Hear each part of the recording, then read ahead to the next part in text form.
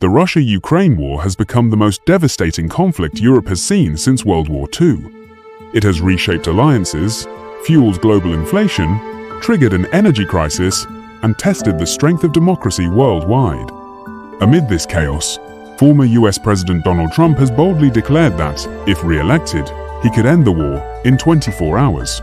His statement electrified many of his supporters, offering hope for a swift resolution to a brutal and exhausting war. But how realistic is this promise? Can Trump or any leader really end the Russia-Ukraine war so quickly? When we dig deeper, the harsh truth becomes clear. Trump cannot end the war, and here's why. First, Trump's claim hinges on a false assumption that the conflict is purely a negotiation problem, a failure of leadership, and that if he personally intervenes, the two sides would instantly compromise. But the war is not just a misunderstanding or a battle of egos. It is rooted in fundamental existential issues: Ukraine's sovereignty, Russia's imperial ambitions, NATO's expansion fears, national identity, security, and survival. For Ukraine, this war is not a deal to be made. It is a fight for existence. For Russia, particularly under Putin, this is a war about reasserting dominance and reversing what Moscow views as decades of humiliation after the collapse of the Soviet Union. These are irreconcilable positions, and no deal maker, no matter how persuasive, can bridge them overnight. Moreover, Trump's own record casts doubt on his ability to broker peace. In 2019, he was impeached for allegedly pressuring Ukrainian President Volodymyr Zelenskyy to investigate political rivals, holding back vital military aid. This severely damaged his credibility in Ukraine, a country that now views American bipartisan support as essential to its survival. Can a man already viewed with suspicion by Kyiv and NATO allies be the trusted peacemaker? The answer, bluntly, is no. The Russia-Ukraine conflict is not just about territory. It is about the survival of Ukraine as a nation and the survival of Putin's regime in Russia. For Ukraine, victory is a matter of national identity, self-determination, and freedom. Since its independence from the Soviet Union in 1991, Ukraine has moved steadily toward a democratic and European future. Joining NATO and the European Union has been the dream of many Ukrainians. But for Russia, particularly Vladimir Putin, Ukraine slipping away into the West's orbit is an existential threat, not just to Russia's influence, but to Putin's personal hold on power. Putin views Ukraine as historically and culturally inseparable from Russia. In 2021, he published a 5-0-word essay insisting that Ukrainians and Russians are one people. The invasion of 2022 was not a sudden decision. It was the culmination of decades of resentment, wounded pride, and a strategic calculation. If Ukraine successfully becomes a Western democracy, it sets an example for Russians themselves. It proves that Russia does not have to be ruled by an authoritarian. That, for Putin, is unacceptable. In other words, Putin cannot afford to lose. A defeat in Ukraine would be catastrophic for his political survival. Meanwhile, for Ukraine, any peace deal that involves surrendering territory, abandoning NATO ambitions, or becoming a neutral buffer state would mean the death of its sovereignty. Ukrainians have fought fiercely, suffered immensely, and shown an unwavering will to resist from the battlefields of Bakhmut to the resilience in Kyiv. Public opinion polls inside Ukraine show that an overwhelming majority reject territorial concessions, even if it means a longer war. In their minds, survival equals complete victory, not compromise. These hard realities make any simple negotiation impossible. You cannot negotiate away your right to exist. So when Trump claims he could end the war in 24 hours, he either misunderstands the true stakes or, worse, ignores them. Ending the war would likely require Ukraine to make massive sacrifices, ones it has repeatedly said it will not make. And forcing such a deal would not only betray Ukraine, but also shatter America's credibility as a defender of freedom worldwide. Donald Trump's relationship with Russia, and specifically Vladimir Putin, has been one of the most controversial aspects of his political career. During his presidency, Trump often expressed admiration for Putin, calling him a strong leader while simultaneously criticizing traditional US allies in Europe. He repeatedly questioned the value of NATO, the very alliance that has been crucial in supporting Ukraine during the war. In July 2018, at the NATO summit in Brussels, Trump stunned the world by publicly berating America's closest allies, accusing them of not paying their fair share, and even threatening to withdraw the United States from NATO altogether. Meanwhile, at the infamous Helsinki summit with Vladimir Putin in the same month, Trump appeared to side with Putin over US intelligence agencies regarding Russian interference in the 2016 election. Standing next to Putin, Trump said, "President Putin says it's not Russia. I don't see any reason why it would be." These moments fueled a narrative that Trump was more sympathetic to Russian interests than any previous American president. Now, if Trump were to return to power, Ukraine's leadership fears that US military and financial support could be drastically reduced or even cut off. Trump has already suggested that he might push Ukraine to make concessions to Russia, regardless of Ukraine's own wishes. Moreover, Trump's disdain for NATO is a critical factor. NATO is the backbone of Ukraine's defense. Even though Ukraine is not a member, NATO's collective resources, especially from the United States, Britain, Germany, and Poland, have provided essential military aid, intelligence, and training. Weakening NATO would not only undermine Ukraine's defense, but could embolden Putin to push further westward in the future. Countries like Moldova, Georgia, and even NATO members like the Baltic states Estonia, Latvia, and Lithuania could be at greater risk. In short, Trump's previous behavior suggests that his approach would not be based on strengthening Ukraine's position, but on withdrawing US engagement, even if it means accepting Russian dominance in Eastern Europe. Ending the war under such a framework would not be a true peace. It would be a coerced capitulation, with long-term consequences far beyond Ukraine. The Russia-Ukraine war is not just a regional conflict. It is a defining moment for the international world order, a test of whether aggressive expansionism by powerful nations can succeed in the 21st century. If Russia is allowed to win to forcibly redraw Ukraine's borders, it would set a dangerous precedent. It would send a clear message to authoritarian leaders around the world. Might makes right. Already, China is watching closely. Xi Jinping views the conflict as a test case for Taiwan. If Russia succeeds in Ukraine, it could embolden China to escalate military actions against Taiwan, believing that the West will eventually tire and withdraw. Similarly, Iran, North Korea, and other authoritarian regimes may be encouraged to take more aggressive actions, knowing that Western democracies are hesitant to sustain prolonged confrontations. From a purely economic standpoint, the war has already had devastating global consequences. Energy markets have been disrupted.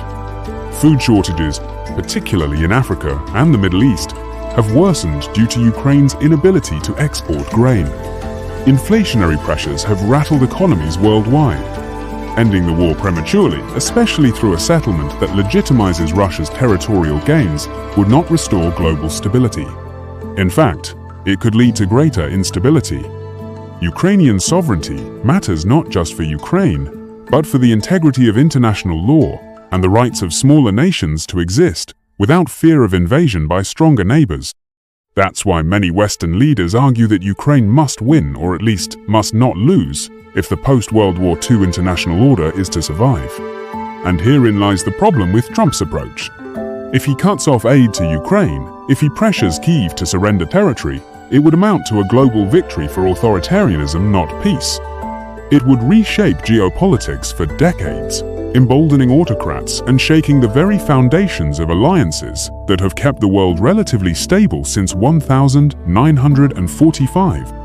Thus, the stakes of the Russia-Ukraine war and Trump's potential influence on it cannot be overstated. The world is watching. The future is on the line. Understanding why Trump might want to end the Russia-Ukraine war quickly requires an examination of his personal and political motivations. First, Trump has long displayed a tendency to admire strongman leaders. Throughout his presidency, he spoke favorably of Vladimir Putin, even against the advice of his national security team. In Trump's worldview, leaders who project strength, even authoritarian strength, earn respect. he does not view the Russia-Ukraine conflict purely in terms of democracy versus autocracy. Rather, he tends to see it through a transactional lens. Who wins? Who loses? What's the deal to be made? Trump's core political brand is built on the promise of America first. For him, spending tens of billions of dollars on a foreign war does not fit neatly into that narrative, especially when he is trying to rally a voter base tired of endless wars and foreign entanglements.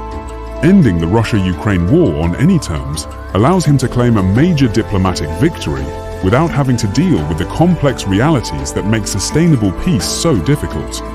It would give him a powerful campaign slogan: "I ended a war that Biden couldn't stop." However, critics argue that this simplistic view misses key complexities. It ignores the agency and will of the Ukrainian people, who have made it clear they do not want to live under Russian domination. It underestimates the dangers of rewarding aggression. It assumes that an autocrat like Putin would keep any promises made during a rushed peace settlement. Moreover, Trump's business dealings, both real and rumored, have long been entangled with Russian interests.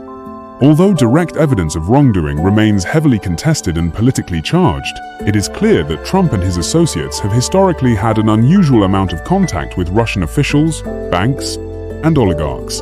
Thus, critics question whether Trump's instinct to pressure Ukraine into a quick settlement is entirely based on geopolitical pragmatism, or whether other personal or financial interests might play a role. Politically, Trump also knows that foreign wars are unpopular with large segments of the American public. A significant portion of his base, particularly on the populist right, views aid to Ukraine as a waste of taxpayer money. Figures like Tucker Carlson, influential in shaping MAGA-aligned thought, have routinely criticized support for Ukraine, portraying it as the pet project of globalist elites. By promising to end the war, Trump taps into this dissatisfaction even if the peace he offers would leave Ukraine weakened and Russia emboldened. In short, Trump's motivations are a complex blend of ideology, pragmatism, political branding, and possibly even personal affinity for authoritarian models of leadership. His promise to end the Russia-Ukraine war is not simply about peace. It's about narrative control, power projection, and political gain. And that makes the situation far more precarious than it may first appear. If Donald Trump were to force a quick end to the Russia-Ukraine war, the consequences could be severe, not just for Ukraine, but for the entire international system. First and foremost, Ukraine would likely be forced to concede significant territory to Russia. Areas like Crimea, which Russia annexed in 2014, and parts of the Donbas region would almost certainly remain under Russian control. This would represent a major victory for Vladimir Putin and set a dangerous precedent internationally. It would signal to the world that aggression works. That if you invade a neighbor, commit atrocities, and hold out long enough, you can secure your territorial ambitions through negotiations rather than facing lasting consequences. This would embolden not just Russia, but authoritarian regimes across the globe. China might feel encouraged to intensify its pressure on Taiwan, seeing American resolve as easily broken. Other nations might reconsider their security alignments, doubting the strength of US commitments. NATO allies, especially those in Eastern Europe like Poland, Lithuania, and Estonia, could feel increasingly vulnerable. The credibility of the United States as a guarantor of international security would suffer a devastating blow. Moreover, if Ukraine were pressured into a peace that it does not believe in, the conflict might not truly end. It could mutate into a low-level insurgency, with Ukrainian partisans resisting Russian occupation in a bitter, long-term struggle. Instability would persist, and new humanitarian crises would emerge. Meanwhile, Russia, flush with victory, could regroup and rearm. Rather than ending the era of conflict, a quick peace could simply delay an even larger, bloodier war a few years down the line. Domestically, Trump's actions could also trigger backlash. Many Americans across the political spectrum, including establishment Republicans and traditional conservatives, still believe in supporting democracies against aggression. A hasty peace that looks like appeasement could fracture Trump's support coalition, especially among national security hawks. Additionally, sanctions, relief, or other concessions to Russia could cause economic distortions in Europe and the United States, with unpredictable fallout. And morally, the world would be confronted with a grim reality. A sovereign democratic country was sacrificed on the altar of political expediency. Ukraine's freedom, its right to self-determination, would be bartered away for short-term political advantage. Such a betrayal could haunt America's reputation for generations. It is not simply about ending a war. It is about how you end it, on whose terms, and at what cost to global stability, human dignity, and the rules-based international order. When examined carefully, the risks of a quick Trump-brokered settlement appear immense, far greater than the temporary relief of ending the fighting. Donald Trump has always branded himself as the ultimate deal-maker, the man who could resolve crises that others could not. On the campaign trail, he has promised that he could end the Russia-Ukraine war within 24 hours if given the chance. But as we have seen, this claim oversimplifies a deeply complex conflict and dangerously underestimates the challenges involved. The Russia-Ukraine war is not merely a misunderstanding between two leaders. It is not a squabble that can be resolved through transactional bargaining. It is a fundamental clash between two visions of the world. One vision, embraced by Ukraine and much of the West, upholds the principles of sovereignty, democracy, and the rule of law. The other, championed by Vladimir Putin's Russia, embraces might makes right, imperial conquest, and authoritarian domination. To end the war by forcing Ukraine to surrender or concede its territories would not be an act of peace. It would be an act of betrayal, both to the Ukrainian people and to the ideals that underpin international order. Moreover, Trump's personal relationship with Putin and his historical skepticism toward NATO and European alliances raise further concerns. Would Trump's version of peace be peace for Ukraine or peace for Russia at Ukraine's expense? Would it restore stability or plant the seeds for greater chaos down the line? There are no easy solutions to the Russia-Ukraine war. Even sustained US and NATO support will not guarantee a quick victory for Ukraine. But the alternative, abandoning Ukraine, emboldening aggressors, and sacrificing democratic values, would carry a cost far greater than the price of perseverance. The conflict has reshaped the world order. It has clarified the stakes. Will the future be determined by diplomacy, law, and cooperation, or by force, intimidation, and conquest? America's role and Trump's potential impact must be understood through that lens. Simplistic promises to end the war immediately sound appealing, especially to war-weary audiences, but they ignore the harsh realities on the ground. Ending the fighting without securing a just and lasting peace would not solve the problem. It would merely pave the way for new, even greater crises. In the end, the real question is not whether Trump could end the Russia-Ukraine war. The real question is, at what price? And who would pay it? The future of Ukraine and the integrity of the global order hang in the balance. The stakes are too high for illusions and shortcuts. Only through wisdom, patience, and a true commitment to principles can real, lasting peace be achieved. And that is something that no single man, no matter how confident, can guarantee with a snap of his fingers. If you found this analysis insightful, don't forget to like, share, and subscribe for more in-depth breakdowns of global events. Stay informed, stay empowered, and I'll see you in the next video.